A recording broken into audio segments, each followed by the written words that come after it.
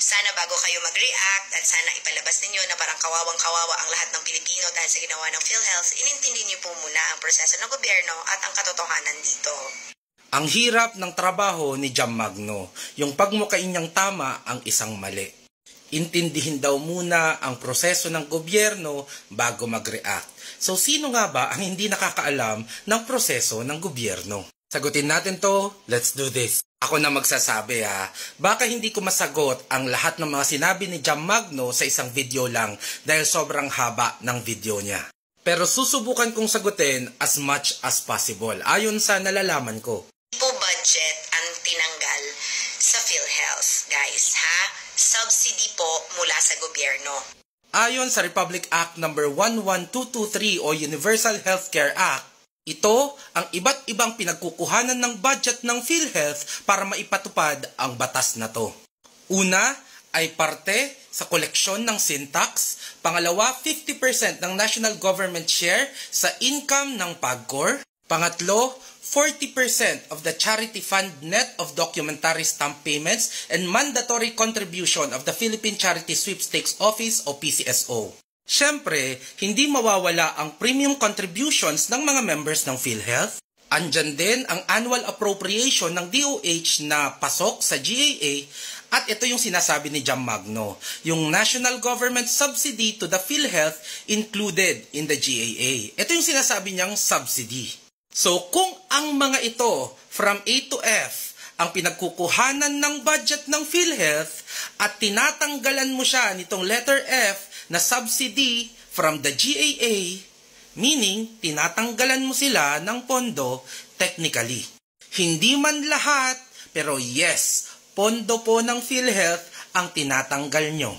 Di rin po totoo na ang tinanggal na subsidy mula sa PhilHealth ay nilipat po sa ibang ayuda programs. Fake news po yan, hindi po yan totoo.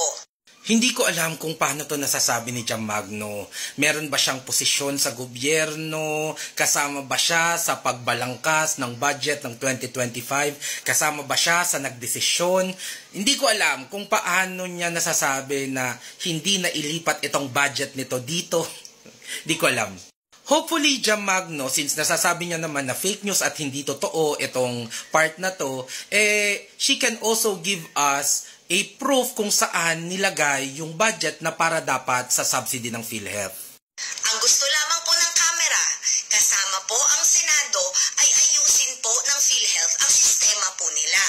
Question po ang PhilHealth, bakit po ang taas pa rin ng kanilang mga contribution na hinihingi mula sa pangkaraniwang mga tao at hindi po nag-iiba yung pagkakaltas. Kasi diba nagre-reklamo kayo na ito po yung sakit namin, ito lang po yung kinaltas. Kasalanan po ito at dapat po itong sagutin ng PhilHealth. Kung yun pala ang gusto ng House of Representatives at ng Senado na magamit sa tama ang mga pondo dyan sa PhilHealth, bakit wala akong narinig na kasing bangis sa ibang mga hearing in aid of legislation tungkol sa pag-transfer ng 90 billion from PhilHealth sa pondo ng gobyerno natin? Kasi kung yun pala ang gusto nila, hindi ba dapat grabe yung pag-question nila at pagpapasagot nila sa PhilHealth at dapat gumawa sila ng effort in aid for legislation na yung transfer ng 90 billion ay mapigilan at maibalik sa pondo ng PhilHealth. Pangalawa, kung kasalanan nito ng PhilHealth at ng mga namumuno dito, hindi ba dapat tinatanggal yung namumuno at hindi binabawasan yung budget? Mind you, ang namumuno dyan ay inappoint ni Bongbong Marcos. So pwede yung tanggalin ni Bongbong Marcos kung hindi na maganda ang pamumuno niya sa PhilHealth. Pero babawasan nyo ang budget na dapat papunta sa kalusugan ng mga Pilipino? So sinong kawawa? Yung mga Pilipino o etong head ng PhilHealth at ang mga namumuno dyan na magsisweldo pa rin kahit anong bawas nyo sa subsidy nyo dyan? Ikaw na din nagsabi, Jam. Ang PhilHealth po ay hindi ho kawawa. Ang ating pong premier insurance provider po sa Pilipinas, which is PhilHealth, may 600 billion po. Kaya po napag-isipan ng bicameral committee na hindi sila bigyan ng additional subsidy. Pero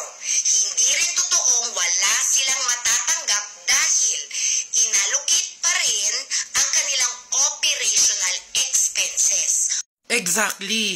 Ibibigay pa rin ng gobyernong to yung operational expenses kung saan kinukuha ang mga sweldo nitong mga namumuno sa PhilHealth na sinasabi nyo, pinaparusahan nyo. Pero hindi naman sila magdudusa kasi may sweldo pa rin, may subsidy o wala. Yung binabawasan at tinatanggal nyo dito ay hindi para dito sa mga palpak na mga namumuno na to, kundi yung para talaga sa mga Pilipino. Kung itong taong to ang nagkamali, bakit ang mga Pilipino ang paparusahan nyo at hindi siya ang tanggalin nyo?